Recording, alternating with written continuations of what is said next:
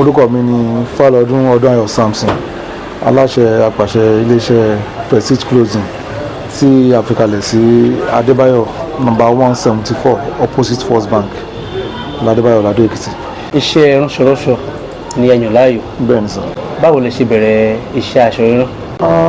A bẹ̀rẹ̀ ní bí ọdún mẹ́rìnlá sẹ́yìn báyìí. Ọdún mẹ́rìnlá? Bẹ́ẹ̀ ni. Báwo lẹ ṣe bẹ̀rẹ̀? Ìgbà yẹn bí mo ṣe tán nílé alúyọ̀fẹ́ láì ṣe tán ní University of Lado Ekiti, now Ekiti State University, that was 2008. Ẹ̀kọ́ tá a ṣe tán gbà yẹn tá a wáṣẹ́ díẹ̀ tá a rí pé àyè iṣẹ́ ò yọ. Mo wá rí pé ó sàn kí n kọ́ṣẹ́ then ó ní ọ̀gá mi tí wọ́n kọ́ mi iṣẹ́ ń gbà yẹn wọ́n ṣẹ̀dé láti kó ń gbà yẹn, so ibi tí a ti máa ń ṣeré ń gbà yẹn wọ́n ti máa tó bá ti ń kọjá wọn sọ pé ọ̀gá yìí ó ṣẹ̀dé láti kó ni ó mọṣẹ́ gidi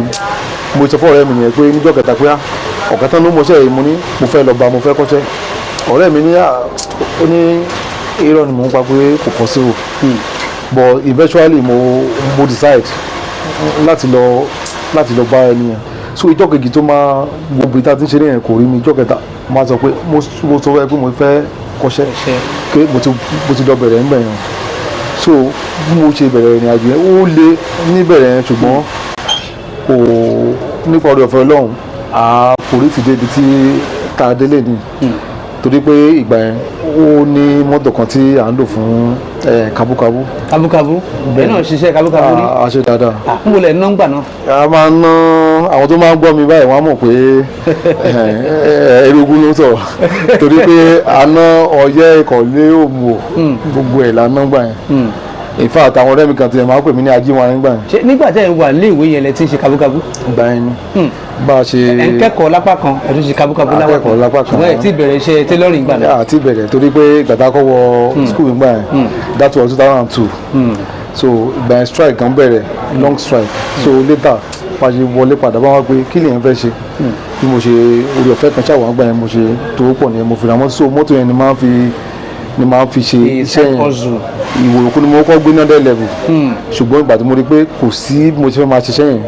mo wá padà sí ọmọ ọyẹ́ ni mí so ìgbà yẹn tí bá ti wá ń bọ̀ ní school màá kérò wá sádó màá gbàbẹ̀ sí campus so tá bá ti wá ṣe tán ní campus màá gbé àwọn ọ̀rẹ́ mi wá sí Àdó màá fèsì láti bẹ̀ mo kọjá sí ibi iṣẹ́ nìyẹn ká tó bẹ̀rẹ̀ òkọ̀lé òmò bí iṣẹ́ ṣe ń bá ṣe bẹ̀rẹ̀ díẹ̀ nígbà yẹn. Ṣùgbọ́n gbà tí ẹ wá fẹ́ bẹ̀rẹ̀ iṣẹ́ tailoring tẹ́ fẹ́ kọ́ ǹjẹ́ bẹ́ẹ̀ ṣe bẹ̀rẹ̀ yẹn ṣe é ṣe kabúkabú pẹ̀lú ẹ̀? Mo ṣe ń gbà yẹn torí ìgbà yẹn mo ti ń ṣe course kan lọ CCNA Cisco Certified Network Associate fúta ni ó ń ṣe program yẹn gbà yẹn mo ti ń ṣe kó tó di pé mo decide láti lọ kọ́ṣẹ́ yẹn so mi ò fẹ́ stop program yẹn fún iṣẹ́ yẹn so mo ń alternate méjèèjì papọ̀ mo ìwádà pé ìjọ tí n bá ti 8 láàárọ̀ sí mo jẹ́ bò èmi ti máa ń jíǹ dájí iṣẹ́ mọ ọkùnrin náà ń kéèyàn lè rówó iṣẹ́ tí èèyàn ti ń ṣe tí èèyàn bá fẹ́ sọ so màá ti jíǹ dájí màá ti lọ síbi iṣẹ́ ó gbà mí mo lè fẹ́ ó lè jẹ́ ọyẹ́ ni mo lè ti fẹ́ dúró ìjọ yẹn ni màá rí èrò full load kaba òmò èmi á tẹ̀mí débẹ̀ so kí n tó padà rádó ó lè ti máa wọ bí 11-12 so mo wá decide pé ìgbà míì dẹ̀ ni mo lè máa lọ wáyé kí n èrò kọ̀ lé márùn lójú kan ṣọ́ọ̀bù mo lọ ẹ wọlé mo tún lọ nìyẹn. Ẹ dẹ̀ ń kọ́ṣẹ́ lọ́dọ̀ ọ̀gá yín gbà yẹn. Bọ̀ mo ti wá rí pé ọ̀gá mi dẹ̀ like mi mo ti wá rí pé mo máa ń rí nínú ìṣesí ẹ̀ pé mo ṣe ń ṣe yẹn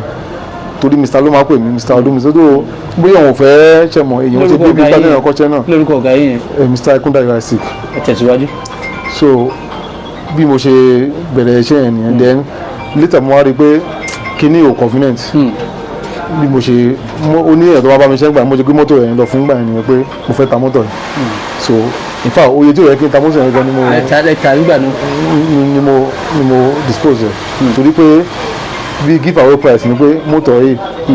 tẹ́mú rẹ̀ yẹ ta tán náà ti fún nù pé mẹ́kìnì sáà ní pé kí n bá gbé mọ́tò lọlé àṣẹ bàbá ló lọ rally round torí pé ó rí pé mọ́tò yìí sì ìrọ̀kẹ́ ni pé mo travel out so ìjọ yẹn ló wá ra mọ́tò fúnra tó mi ò wá mọ bó ṣe sọ̀rọ̀ mọ́tò. kí ni tó ní pàtó kí ni tó wú i lórí tí a fi sọ pé iṣẹ́ tailoring yẹn lè fẹ́ ṣe kí lẹ rí. mo jẹ́ èèyàn kan tí mo láì kéèyàn máa ṣakọ díẹ̀díẹ̀ then ṣe mọ̀ tẹ́ bá wo slogan àwọn tailor amúnidára ni so kò sígbà tí má ti ríyàn tí mo láì pínyàn look good so mo dẹ̀ ń wò gbà yẹn pé mo ní mind láti travel àtúngbà yẹn èmi ò dẹ̀ ní lágbára kí n máa iṣẹ́ tó bá ti le jù mí lè ṣe wọ́n rò pé tí bá ti wá kọ́ṣẹ́ yìí náà ti bá mọ̀ tí bá rò fẹ́ àti travel ó máa ràn mí lọ́wọ́ so ìyẹn gangan ni aim tí mo fi lọ́kọ́ṣẹ́ yẹn gbà yẹn dẹ̀ mo tẹ́ wọ́n pé tí bá tẹ̀ dán ojú mi bá tẹ̀ bó jẹ́ iṣẹ́ ara mi náà kì í máa ṣe. ṣùgbọ́n wà tí ẹ bẹ̀rẹ̀ sí ń kọ́ṣẹ́ yẹn gbà yẹn ǹjẹ́ ẹ rò wípé ibi tẹ́ ẹ dé ìlẹ́bàá dé abẹ́kọ̀ pé kákọ̀ máa kàn tó lọ sáré lọ ṣe. mi tẹ́ ọ pé mo lè fi jẹun torí pé mi ò passion tí mo rí fún gbà yẹn ni pé kí n máa mo jẹ́ èèyàn tó yẹ pé hardly ni máa fi tí ló máa fi ránṣọ fún gbà yẹn tí máa fi wà satisfy. so ìwádìí pé tí n bá kọ níbi tí mo rí pé ẹni yìí mọ̀ so bó jẹ́ aṣọ ara mi nìkan ni ṣùgbọ́n sà ìgbà tí mo bẹ̀rẹ̀ ìbí mo jẹ́ kọ́ rí ọ̀rọ̀ fẹ́ ni pé iṣẹ́ yìí pé ó ṣeé ṣe kí n fi jẹun ni pé ó ní èèyàn tí ọ̀gá mi ti máa raṣọ gbà yẹn so èmi náà ti wá mọṣẹ́ yẹn díẹ̀díẹ̀ ó wá wù mí kí n rán aṣọ fún àmì so má ti lọ rán aṣọ mẹ́ mo wá rẹ́ ẹni mo wá sọ fún ẹni pé ẹjọ́ mo ṣe ń kọ́ṣẹ́ o ṣùgbọ́n mo wá sọ fún ẹni pé ẹjọ́ ẹ jẹ́ kí n rán aṣọ bíi 2 mẹ́ta fún yín lọ́fẹ̀ẹ́ aṣọ lẹ́ ń tà táwọn yẹn bá ti béèrè. kí lè fi sọ bẹ́ẹ̀. torí pé ọdún máa yẹ kí ara kú mọ́nú wa lára iṣẹ́ tí èèyàn bá ti mọ̀ tí èèyàn bá ti àwọn tó kọjá dráìvà gan ọ̀gá ẹ̀ lè gbé mọ́tò fún yà lọ́fọ̀ wá ní car wash ló ṣe báyìí so láti ibẹ̀ mo rí i pé tí bá kò dẹ̀ sí gbogbo aṣọ tí bá mo wà transparent ọ̀gá mi á máa gbọ́ náà aṣọ tí máa ń gbà yẹn tó wọ̀ gan màá mú lọ sọ́dọ̀ ọ̀gá mi pé ọ̀gá èmi ni mo rán aṣọ ẹ bá mi wo correction tó wà ń bẹ̀ so tó bá ti wò nínú rẹ̀ fún ẹ̀ náà pé mo ti ń bọ́ ibi tí wọ́n wá rí i pé iṣẹ́ ìwé ṣe kí n fi jẹun ni pé ọ̀gá mi wá bi ẹni yẹn léyìn jọ̀kọ̀ pé ó lọ aṣọ ń bẹ̀ ọgbà aṣọ yìí pé tílọ̀ tí ì rí báyìí ládùúsà ń gbà yẹn torí pé iṣẹ́ tílọ̀ ti bó ti pọ̀ báyìí iṣẹ́ modern tílọ̀ mo lè fi gbogbo ẹni sọ kò tí pọ̀ báyìí gbà yẹn I'm talking about 2010 ṣe gbogbo ayé ló wá ránṣẹ́ sẹ́nitọ̀ báyìí ìfà sẹ́nitọ̀ ìjọba yìí bí pé àwọn aláfún lórúkọ ni. bẹ́ẹ̀ni kò wọ́pọ̀ ńgbà náà. Port Harcourt náà ti máa ń sẹ̀ǹdẹ̀ wá sí adóńgbà yẹn so ọ̀gá mi wá bí ẹni pé aṣọ ọwọ́ yìí ó jọ̀wọ́ òun pé ṣáàdùn náà ti ránṣọ ó ní ẹ̀ kalẹ̀ ni owó ló wá gbé lọ́wọ́ pé àbí Mr. Ọdún ló ránṣọ yìí ṣé mo. ó ti rí owó iṣẹ́ tòun lára aṣọ yìí. and that enough gave me confidence to venture in more and to put more commitment ṣé mo tọ́gá yẹn fi lè inú mi náà wá dùn pé yes iṣẹ́ mi ti ń jọṣẹ́ ọ̀gá mi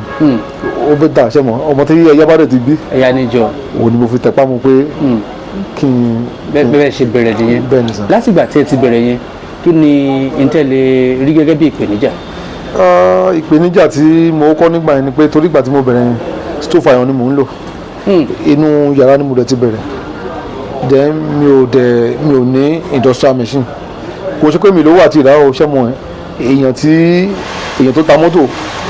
torí pé kó mọ́tò pamọ́ kò ṣe pé bóyá mo fi jẹun owó yẹn wà ní pamọ́ ṣùgbọ́n mi ò ríṣẹ́ tí lọ pé gẹ́gẹ́ bí iṣẹ́ mo fẹ́ fi jẹun báyìí so èmi tiẹ̀ machine olódúdú yẹn in fact used gan mo rà mo wá ra stove iron stove iron yẹn gbà yẹn ṣe mo kerosene ò tí ì rí báyìí gbà yẹn kerosene. gba kerosene 25 litres. ẹ wà gbé stove iron sí lórí. ní máa ràn báyìí. gbọ́ yín. tí bá ti da 25 litres ni màá gbé sílé òun ni màá máa bu sínú stove díẹ̀díẹ̀ mo ti wá lọ ra iron kan mo gé díẹ̀ mo fi aṣọ sí ìdí bọ̀ ìgbà yẹn kábíyèsí tí ń bá bọ̀ yín lọ́wọ́ ẹ ò pé body lè fresh báyìí but ọwọ́ ò fresh so inú ilé tí mò ń lò yẹn dẹ́yìn ìgbà yẹn mo rí pé rug ni mò ń lò nínú yàrá yẹn aṣọ máa ń ṣòro gbá lórí rug mo dẹ̀ ṣe ń wú díẹ̀díẹ̀ mo jẹ́ ká rug kúrò ní mo á lọ ra carpet so ìyẹn ni wọ́n á ṣe díẹ̀díẹ̀ bọ̀ ìgbà tí mo wá rí pé ìpèníjà yẹn wá rí pé mi ò wá pẹ́kẹ́pẹ́kẹ́ yẹn ò wá ká iṣẹ́ yẹn mọ́ inú owó tí mo ti pamọ́ yẹn mo á lọ fi ra industrial kan bó ṣe bẹ̀rẹ̀ iṣẹ́ yẹn ni. bẹ́ẹ̀ ṣe bẹ̀rẹ̀ ni lẹ́kùnkún dùn ẹ wá bẹ̀rẹ̀ sí rí àwọn èèyàn. in fact bí mo ṣe wọ ṣé mo kó ṣe tí lọ ṣé ni báyìí ni bí mi mọ́ mo ṣe lè sọ bọ̀ bí àwọn bí pyramid tó máa wá látòkè báyìí ọkàn méjì ká máa wá yẹn ó pẹ̀ka. yẹn ni pé tí ẹ bá ránṣọ kan sọ́run ẹnìkan. true referral ta ló bá yẹn ránṣọ yìí nípa pé ta ló bá yẹn ránṣọ yìí. bẹ́ẹ̀ni so máa lọ pé iṣẹ́ tí lọ ní ìdádúrà kò dẹ̀ tún need ó ní di common sense. iṣẹ́ tailoring ṣé ìjọ nídìí pé èèyàn ó ń gbé ṣọ́ọ̀bù kalẹ̀ sẹ́gbẹ̀ẹ́ títì àbí inú ilé àbí ibi kọ́lọ́fín. in fact ibi tí mo tẹ wà ń gbà inú àdúgbò ni bọ̀ inú àdúgbò yẹn báwọn yẹn ṣe ń wá mi ó pọ̀ ju àwọn tó wà lẹ́gbẹ̀ẹ́ títì ìgbà yẹn mo ti ní lọ́kàn pé tí n bá ti máa kúrò ń bẹ̀ yẹn ibi tí màá tún wá gbọ́dọ̀ jẹ́ flat system tí màá lè ráyè láti kó ṣe in fact ìgbà tí mo ra machine gbà yẹn gan ìyàwó máa ń bèrè á ní machine tí mo tẹ̀ yẹn rà tí ò sẹ́ni bọ̀ tó fẹ́ lò máa ní mo láfọ̀ọ́sùn gbogbo owó tí n bá ti ní gbà yẹn sà mi ò ronú mi kọjá ẹ̀ ń ra machine ránṣọ mo ti rò pé this still or nothing torí pé ó rí i pé ta ló fẹ́ lò ó kò tí ì séyàn lọ́dọ̀ yín kò sọmọṣẹ́ kò séyàn bọ̀ torí ọ̀fẹ́ yẹn pé torí mo láì pé kíṣẹ́ yẹn in fact àwọn tí owó ọlọ́run wá dìde yẹn lọ́wọ́ ńgbà kan nígbà tí mo tún àwọn èèyàn through federal government ní my ITF in fact bọ́n ṣe dé ńgbà yẹn ọmọ tó yẹ kán fún mi bọ́n ṣe rí mi ẹ̀bùyẹ tóbi wọ́n change ọmọ fúnra wọn wọ́n fún mi ní ọmọ tó pọ̀ sí torí pé wọ́n rí pé yes mi ò lè gbàgbé ọ̀rọ̀ yẹn sà wọ́n sọ fúnra wọn bẹ̀ pé tó bá ti mọ̀ láti jọ́ọ̀sì o kàn fi ọ̀dọ̀ mi ṣe point of contact gbogbo ọ̀gá wọn bẹ̀ yẹn torí pé mi ò orí ọ̀fẹ́ tèmi lọ́dọ̀ ọ̀gá mi yẹn ọtí ọ̀gá mi wà special mọ̀ kéèyàn wá láti kó wá sí Èkìtì so ìwọ̀nba tí mo nígbà yẹn mo ní reception mo ní gbogbo ẹ̀ so tẹ bá dé ẹ̀ jókòó ẹ̀ ṣe gbogbo ẹ̀ so báwọn ṣe ìdánsọ pé gbogbo ibi táwọn ti dé ó lè má sí irú ẹ̀ náà wọ́n sọ pé ibi ni kí ìgbìmọ̀ máa wá so orí ọ̀fẹ́ yẹn yẹn gan wá ó fún mi ní zeal mọ́ láti lè ronú mọ́ nípa iṣẹ́ èèyàn gbọ́dọ̀ consider so many factors torí pé gbàtẹ́wọ́ iléeṣẹ́ wa lẹ́ẹ̀kan báyìí ni pé tẹ́ bá wo bẹ̀ it has to be learning this year to be in a conducive environment torí pé ìgbà míì tẹ́ bá rí tìlọ́ míì báyìí òru lè mú lọ́sàn-án báyìí wọ́n á bọ́ṣọ á kú singlet àyè ti kọjá ẹ̀ nígbà àwọn tó ń wáyàn bọ̀ wọ́n gbọ́dọ̀ ìrínisí nìsọ ni lọ́jọ́ ọ̀sà wọ́n gbọ́dọ̀ tó bá ti rí béèyàn ṣe rí wọ́n á lè tẹ́ bá wò rẹ̀ báyìí pé amóyẹ tutù amúlẹ̀jù bí ọ̀rin ni gbogbo ẹ̀ wà so toilet wà bedroom wà restroom wà so gbogbo ẹ̀ gbọ́dọ̀ wà. ṣùgbọ́n ẹni tó ṣe bẹ̀rẹ̀ ńkọ́ ṣe rí èèyàn tó ṣe bẹ̀rẹ̀ yẹn like mo ti fi ara mi ṣe sample èèyàn tó bá ṣe bẹ̀rẹ̀ náà bí mo yà báyìí kò sí èèyàn tó lè bẹ̀rẹ̀ ju bí mo ṣe bẹ̀rẹ̀ nínú yàrá torí pé mo sì lọ báyìí tí èèyàn bá ṣe freedom gan a lọ sẹ́gbẹ̀ẹ́ títì a lọ ní ṣọ́ọ̀bù síbẹ̀ bò ibi tí mo bẹ̀rẹ̀ nínú yàrá sà so ìpìlẹ̀ mi yẹn tí èèyàn bá lè ṣe nírú ibẹ̀ yẹn tó dẹ̀ jì débi tí èèyàn dé it shows that ìpìlẹ̀ èèyàn determination ló matter sà torí pé mo ti rí èèyàn tán sí fashion house fún eventually náà tí ò lójú ọdún méjì mẹ́ta tó ti tán torí pé kò sí àfojúsùn kò dẹ̀ sí kò sílẹ̀ yẹn kò sí mbẹ̀ anything tí èèyàn bá jà ti lè wọ̀ láṣọ làwọn bá yàn rán gbogbo aṣọ ni ó yàn lọ́dọ̀ wa nípa ọ̀dọ̀ ọ̀fẹ́ lọ́wọ́. àwọn aṣọ tiwantiwa wọ̀nyí náà mo rí pé ó pọ̀ lọ́wọ́ yín gan ara pọ̀ tẹ̀ ń dá pẹ̀lú àwọn aṣọ yẹn. orí ọ̀fẹ́ ni torí pé ibi tí à ń ṣe sí pọ̀ kò ń ṣe bí nìkan torí pé ṣe ní Nàìjíríà nìkan. mo dúpẹ́ lọ́wọ́ àwọn èèyàn mi ní ẹnọgẹ́ mẹ́ta lórí ayélujára àwọn tó wà níbẹ̀ náà tún ó tún pa wọn lẹ́yìn náà dẹ̀ tún inú wọn tó dùn pé mo tún fẹ̀mí ìmoore hàn gan lórí